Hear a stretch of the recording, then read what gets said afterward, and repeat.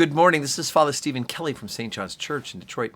And this is Thursday in Easter week, and we are continuing our series of daily morning meditations where we generally look at one or another of the lessons that are assigned for morning or evening prayer, what is known as the Daily Office Lectionary. And hurrah, we continue to talk about the resurrection of Jesus Christ because it is the week of Easter week. And so just as we had Easter Day and Easter Monday, Easter Tuesday, yesterday was Wednesday in Easter week, or within the octave of Easter, today, Thursday, within the octave of Easter. And so continuing in John's Gospel about the accounts, remember we heard about the road to Emmaus, the men appearing on Monday at the road to Emmaus.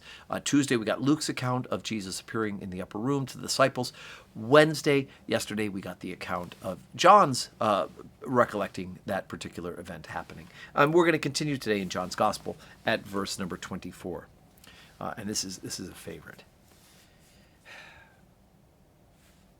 And Thomas, one of the 12, called Didymus, was not with them when Jesus came. The other disciples therefore said unto him, We have seen the Lord. But he said unto them, Except I shall see in his hands the print of the nails, and put my finger into the print of the nails, and thrust my hand into his side, I will not believe. And after 8 days again his disciples were within, and Thomas with them. Then came Jesus, and the doors being shut, and stood in the midst, and said, Peace be unto you. Then saith he to Thomas, Reach hither thy finger, and behold my hands, and reach hither thy hand, and thrust it into my side, and be not faithless, but believing. And Thomas answered and said unto him, My Lord and my God.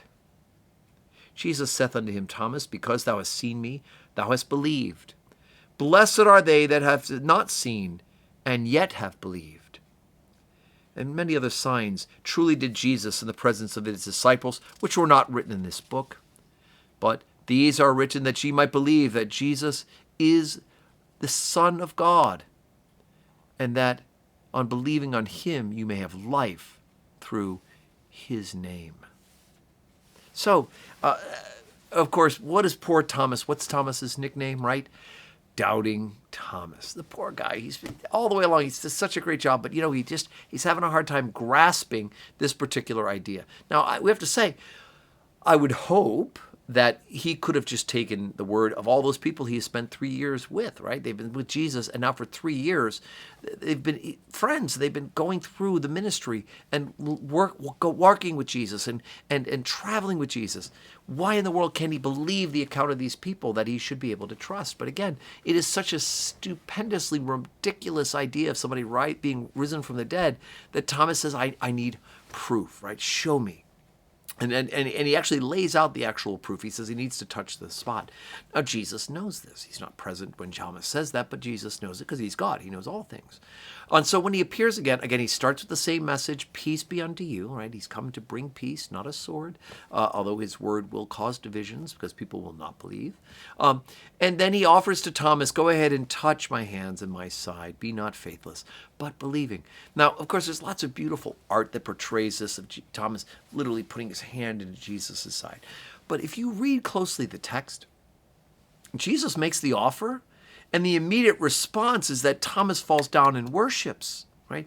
Thomas said initially, unless I touch them, I won't believe. But there's nothing in this account that says he actually touched them. Jesus offered, and Thomas immediately, upon seeing it, believes, right?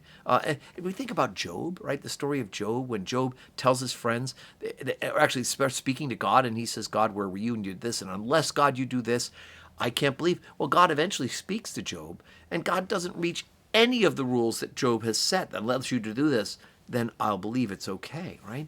But just the fact that God spoke to Job, Job was satisfied. And in the same case with this, with Thomas, he set up this thing of, I have to touch it, and Jesus offers, and Thomas realizes the ridiculousness of this, and immediately upon seeing Jesus himself, he believes. And not only does he believe, but he falls down and worships.